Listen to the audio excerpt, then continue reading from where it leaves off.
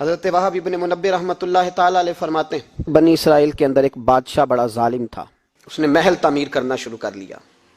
محل بن رہا ہے, محل کے بیچ ایک جھونپڑی آ گئی, کٹیا ایک بوڑھی عورت کی. تو بادشاہ نے اس بی بی سے کہا کہ یہ کٹیا, یہ جھونپڑی دے دو, میرے محل کا نقشہ خراب ہوتا ہے. تو بوڑھی کہنے لگی میں بیوہ بھی ہوں, بے اولاد بھی ہوں.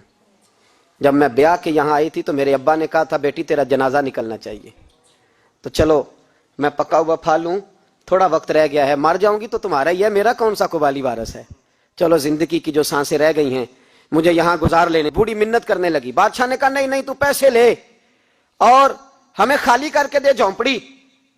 بادشاہ نے اصرار کیا تو بوڑھی کہنے لگی نہیں میں نہیں دوں گی. وہ اپنے گھر کے اندر بیٹھ گئی. یوں سمجھ لیجئے کہ بلڈوزر تیار کر کے چھپا دیا گیا. 2 4 5 سپاہی کھڑے کر دیے کہ بوڑھی نے کو ساری زندگی گھر میں تو نہیں نہ بیٹھنا, نکلنا تو ہے نا باہر. جب نکلے نا تو فوراً اس کا مکان گرا دو, 2 4 5 10 مستری اکٹھے لگاؤ, دیوار بنا دو, جس طرح قبضے ہوتے ہیں.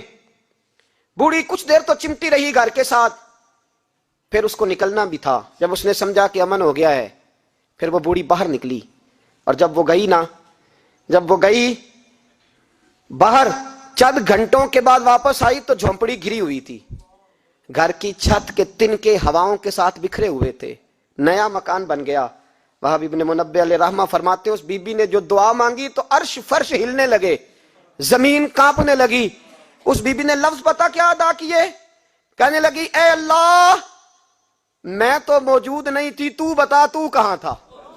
اللہ میں تو نہیں تھی. زینب کی اماں بھی پوچھتی ہے اللہ میں تو نہیں تھی, تو موجود تھا نا. تو عرش کا مالک کہتا میں ہلا دوں گا. ذرا ان علماء کو, مشائخ کو, ان ارباب اقتدار کو دیکھ لینے دو, میری ڈھیل ہے, میں انہیں ہلا دوں گا. کہتی اللہ میں تو نہیں تھی, تو کہاں تھا, تو بتا. رب کریم نے فرمایا جبریل دوڑ کے جا, دوڑ. اللہ حکم کیا ہے, فرمایا پلٹ دے اس بستی کو, تباہ کر دے ان لوگوں کو جو ظلم پر چپ رہتے, انہیں تباہ کر دے. دنیا میں قتیل اس سے منافق نہیں کوئی, دنیا میں قتیل اس سے منافق نہیں کوئی جو ظلم تو سہتا ہے بغاوت نہیں کرتا. اس سے منافق نہیں کوئی. منافق بن کے جینا بند کر دو, اب مومن بن کے جینا سیکھو. ان ظالموں کے خلاف بولو. میرے عزیز کہتے ہیں تباہ کر دو بستی کو. بستی الٹ دی, گھر تباہ ہو گئے. میڈیا چیختا ہے, کہتا ہے جی بڑا ظلم ہوا. اس کام میں سب سے زیادہ کردار اس برائی کو پھیلانے میں میڈیا کا ہے. میڈیا تو بچوں کو گناہ کے طریقے بتلاتا ہے, اور حکومتیں, ممتاز قادری کا جنازہ نہ دکھانا ہو تو میڈیا سارا بند ہو جاتا ہے. فیض آباد دھرنے کا ظلم نہ دکھانا ہو تو میڈیا سارا بند ہو جاتا ہے. تو گند اگر دکھانا بند روکنا چاہیں تو گند رک سکتا ہے کہ نہیں رک سکتا. یہ پابندی, یہ ٹیکنیکلی زمانہ ہے. اگر یہ بند کرنا چاہیں تو ہر چیز اپنی جگہ پہ بند ہو سکتی ہے کہ نہیں, بولیں.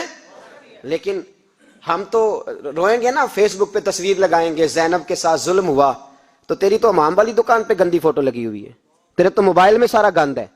اس گند کی ترویج و اشاعت میں تو میں اور آپ شامل ہوتے جا رہے ہیں. گند تو پروموٹ ہو رہا ہے, اسی سے تو لوگوں کے جذبات ابھرتے ہیں.